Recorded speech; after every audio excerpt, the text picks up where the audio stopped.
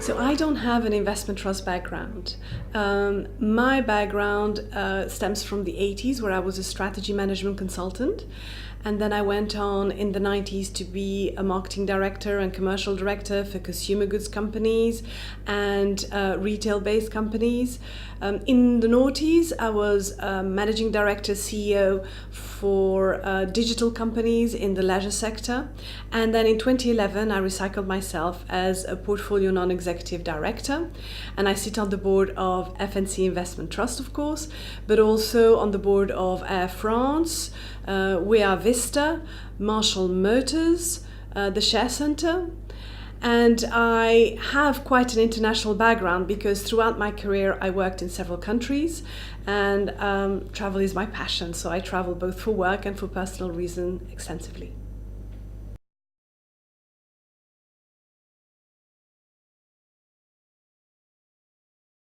So a couple of things. First of all, it is its size. We invest in over 500 companies in over 30 countries, so that's quite a lot of companies and a good breadth in terms of investments. The other thing that makes a difference is its higher purpose. When it was created 150 years ago, it was created to allow the everyday saver of modest means to be able to have access to well-managed funds. And this ethos has remained throughout the 150 years, and still today it incorporates some of the discussions and decisions that we make on the board. Then its brand and its brand values and what the brand stands for, which is reliability, expertise, simplicity, it's jargon-free, principle, and transparent. And these are very important brand values that we build on consistently. And of course, it's the diversity, of course, of the board. We have 38% female representation on the board currently, which is, I think, a good thing.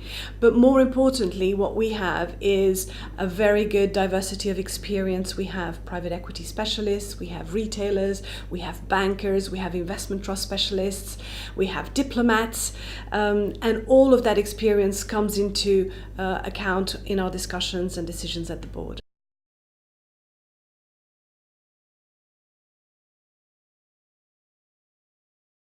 So the first one is, of course, the lecture that we held in March. It was held in an iconic city venue, the Guildhall.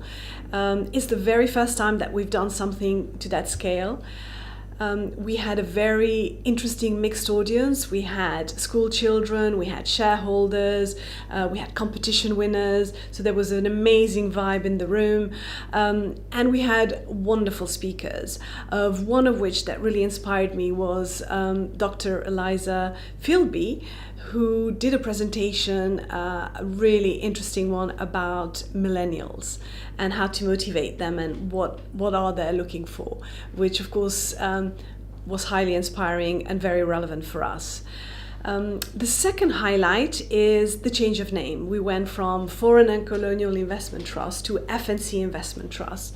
And in a way, we went back to our roots, but we took the opportunity to modernize it as well and to clear any confusion about the name. And that was quite a big step forward for us, so we're very pleased with that.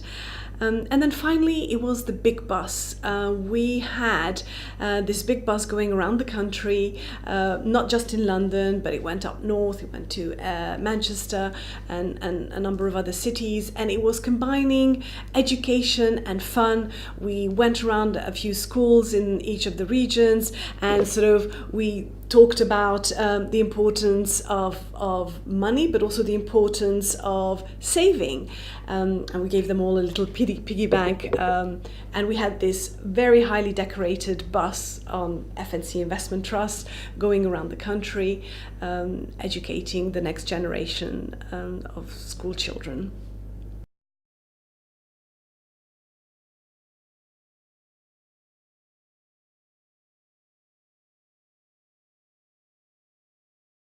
So we felt it was important to leave a legacy and to engage the next generations. We have participated in the Bus Roadshow. We have sponsored the Teacher of the Year Award, the piggy banks, a number of initiatives. And we feel it's important to educate the next generation about the benefits of developing a long-term saving and investment habit. We wanted to demystify the whole thing for them so that it's fun as well as educational, and basically inspire them to change their mindset from short-term cash savings to long-term or medium-term investments. We've been around for 150 years. We want to be here for the next 150 years, and we wanted to leave a legacy where we'll be able to support the everyday saver and the everyday investor for the next 150 years.